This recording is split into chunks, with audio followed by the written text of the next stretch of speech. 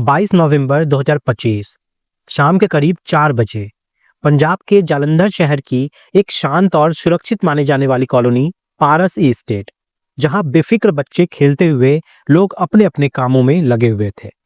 लेकिन किसी को नहीं पता था कि यही शाम एक ऐसी जुर्म की गवाह बनने वाली है जिसे सुनकर पूरे पंजाब का दिल हिल जाने वाला है। सीसीटीवी फुटेज में दिखाई देती है एक 13 साल की मासूम बच्ची, कंधे पे छोटा सा बैग, ब्लैक कलर की ड्रेस और चेहरे पे वही मासूम मुस्कान। वो अपने घर से निकलकर अपनी दोस्त शहज के घर जा रही थी। कुछ मिनट खेलने की उत्साह और फिर वापस आकर शाम की पढ़ाई, आम बच्चों की तरह। इस फुटेज में वो एक कार के पास थोड़ी देर रुकती है, अपने शूज को एडजस्ट करती है और फिर एक हल्की सी दौड़ लगाते हुए गली के अंदर गायब हो जाती है। ये बिल्कुल साधारण सा पल था जिसे रोज हर घर का सीसीटीवी कैमरा रिकॉर्ड करता था। लेकिन इस बार ये 4 सेकंड की क्लिप आने वाले तूफान का पहला सुराग बनने वाला था। उस बच्ची ने अपने घर से निकलने से पहले अपनी माँ को बताया था, मैं सहज को लेकर आती हूँ खेलने के लिए। अब ये एक सुरक्षित कॉलोनी, जाना पहचाना मोहल्ला, आस पड़ोस में सब अपने।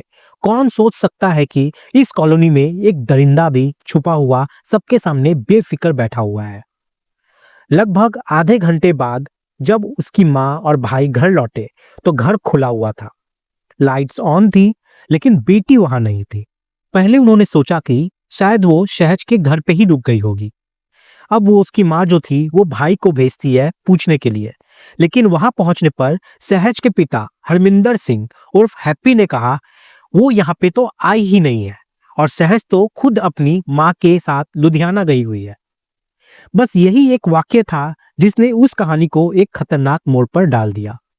बच्ची यहां से गायब थी, दिन दहाड़े, शांत कॉलोनी में, बिना किसी शोर के, बिना किसी संघर्ष के। लोगों ने एक दूसरे को बताया, फिर मोहल्ले में खबर फैल जाती है, फिर सभी ने मिलकर कॉलोनी में लगे कैमरे की फुटेज को देखना शुरू किया। सभी कैमरे की टाइमलाइन खंगालने के बाद आखिरकार एक फुटेज ने सबकी सांसें रोक दी। शाम के 4:04 बच्ची सहज के घर के बाहर दिखाई देती है। वहां घंटी बजा रही थी, लेकिन उस फुटेज में एक और बात साफ थी कि वो उस घर में गई तो जरूर थी, लेकिन वो उस घर से बाहर कभी निकली ही नहीं। जिस घर में उसे जाते देखा गया, ये वही घर था जिसके बारे में अभी कुछ देर पहले उसके घर वाले पूछ के आए थे, और वहां पे हरमिंदर सिंह ने कह दिया था कि वो यहाँ पे आई ही नहीं है और उसकी बेटी तो खुद उसकी माँ के साथ बाहर गई है। अब ये सब देखने के बाद पुलिस को जब बुलाया गया तो 6 बजे 2 पुलिसकर्मी पहुंचे। उनमें से एक था एएसआई मंगत राम। बच्ची की मां ने मीडिया में बताया कि पुलिस ने अपनी जांच के नाम पर वही घिसा पिटा तरीका अपनाया, हल्की पुल्की पूछताछ, आस पड़ोस में कुछ सवाल, और फिर हरमिंदर सिंह के घर जाने पर तो हद ही हो गई। खोजबीन की जगह 2 पुलिस वाले उनके बेड पर बैठकर चाय पी रहे थे। बच्ची की मां ने बाथरूम की ओर इशारा किया, लेकिन उसका दरवाजा लॉक था। ज्यादा कहने पे पुलिस वालों ने अलमारी खोलकर दिखा दी और कह दिया यहाँ कुछ भी नहीं है। अब ये सब सुनकर आप खुद सोचिए जरा, यहाँ पुलिस की ये लापरवाही बहुत कुछ हमें बताने के लिए काफी थी कि वो इस केस में दब चुके थे। अब यहाँ पे 4 घंटे बीत चुके थे। भरोसा टूट रहा था, डर बढ़ रहा था। परिवार और मोहल्ले वालों ने खुद फिर से फुटेज चेक की और हर बार वही साफ साफ दिखता था कि बच्ची घर के अंदर गई है लेकिन बाहर निकल के नहीं आई। इस बार अब ये गुस्सा दहाड़ बनकर उठने लगा। लगभग रात 10 बजे मोहल्ले वालों का धैर्य जवाब दे गया। उन्होंने साफ लगा कि बच्ची इसी घर में है और हमें जाकर देखना चाहिए। अब ये सच जानने के लिए उन्हें हरमिंदर के घर में घुसने का फैसला किया। फिर सब मिलकर उनके घर पर धावा बोले। उस हरमिंदर सिंह के छोटे से घर के कमरे की तलाशी ली गई, लेकिन बच्ची कहीं नहीं मिली। अब बारी उस बाथरूम की थी जिसपे ताला लगा हुआ था। जैसे ही ताला टूटा, उस क्षण ने पूरे मोहल्ले के होश उड़ा दिए। अंदर जो मिला उसे शब्दों में रखना भी किसी की हिम्मत तोड़ सकता है। इसलिए आगे हम किसी भी संवेदनशील या ग्राफिक विवरण को दोहराए हुए केवल इतना कहेंगे, वहां वो बच्ची निर्जीव अवस्था में पड़ी हुई थी। उसकी अवस्था जिस हालत में थी उसे वर्णित करना मेरे लिए बहुत ज्यादा मुश्किल है। अब यहाँ पे इस बाथरूम में ये पूरे दृश्य को देख मोहल्ले में चीख गूंज उठी। गुस्सा आग बन चुका था। लोग हरमिंदर सिंह को घर से बाहर घसीट लाए और भीड़ का आक्रोश उस पे चरम सीमा पे था। स्थिति पूरी तरह अनियंत्रित हो चुकी थी। किसी तरह पहुंचकर पुलिस ने हरमिंदर को भीड़ से बचाया और अस्पताल भर्ती कराया। अब सवाल था, आखिरकार हरमिंदर सिंह यहाँ पे है कौन और क्यों उसने ऐसा किया। करीब 50 साल का ये व्यक्ति एमजीएम स्कूल में स्कूल बस ड्राइवर था। 2 बेटियों का पिता, घर में पत्नी और इसकी छोटी बेटी जो पीड़िता की दोस्त भी थी। घटना वाले दिन उसकी पत्नी और दोनों बेटियां लुधियाना गई हुई थी, यानी घर में वो बिल्कुल अकेला था। अब इलाज के बाद जब पुलिस ने उससे पूछताछ की तो उसके बयान सुनकर पूरा पंजाब सन्न रह गया। उसने स्वीकार किया कि बच्ची उसकी बेटी की दोस्त थी और अक्सर खेलने आती जाती रहती थी। उसने ये भी स्वीकार किया कि उस दिन उसकी मानसिकता पूरी तरह बिगड़ चुकी थी, इसलिए उसने लड़की को घर के अंदर बुलाया, लेकिन उसे ये नहीं बताया गया कि सहज घर पे यानी कि उसकी बेटी इस वक्त घर पे है ही नहीं। फिर यहाँ पे इस दरिंदे ने उस बच्ची को अपने साथ अंदर ले गए और उसके बाद जो हुआ वो किसी भी इंसानियत की परिभाषा के बाहर थी।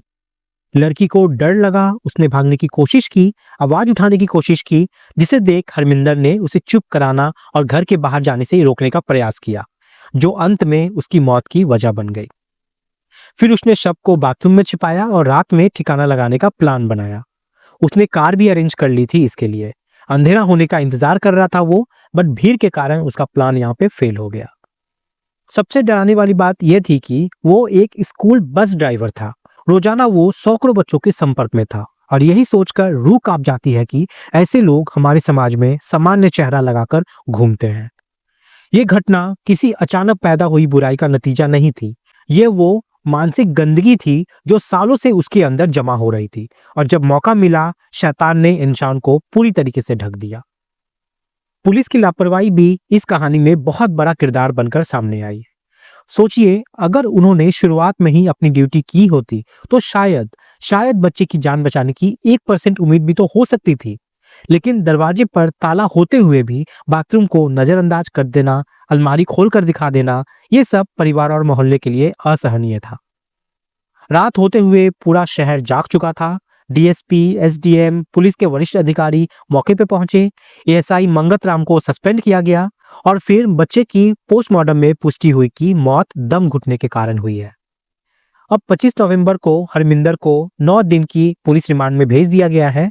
लेकिन अब सबसे बड़ा सवाल यही है कि क्या न्याय मिलेगा? क्या हमारी व्यवस्था इतनी मजबूत है भी कि ऐसे अपराधियों को जल्द से जल्द कड़ी सजा दिला सके, या फिर ये केस भी उन सैकड़ों मामलों में खो जाएगा जिनकी फाइलें धूल भागती रहती है। कुछ दिन पहले ही मालेगांव की अधन्या का केस जो था वो सामने आया था और अब ये केस, इनके बीच ना जाने कितनी अनगिनत केस होंगे जिन्हें हम तक पहुंचने का मौका भी नहीं मिलता, क्योंकि या तो ये रिपोर्ट नहीं होते या दबा दिए जाते हैं। अब ये सब देखते हुए आज जरूरत सिर्फ एक चीज की है, वो है कानून का डर। जब तक अपराधी को ये महसूस नहीं होगा कि उसके किए की सजा बिल्कुल निश्चित है और उसे सजा मिलेगी ही मिलेगी, तब तक हमारे बच्चे की सुरक्षा सिर्फ किस्मत पर ही निर्भर रहेगी। ये कहानी दर्द देती है, गुस्सा देती है, डर देती है, लेकिन सबसे जरूरी ये एक चेतावनी देती है कि बुराई हमेशा बाहर से नहीं आती। कई बार वो हमारे बीच में ही बैठी हुई छिपी हुई रहती है। चेहरे पर मुस्कान लिए बिल्कुल सामान्य दिखती है, लेकिन अंदर से खोखली और खतरनाक होती है। दोस्तों, इस पूरी घटनाक्रम को सुनाने का उद्देश्य किसी को परेशान करना नहीं है, किसी का दिल दुखाना नहीं है, बल्कि आपको जागरूक करना है, आपको सचेत करना है। आप सब लोग अपना ख्याल रखें, सुरक्षित रहें। जय हिंद, जय भारत।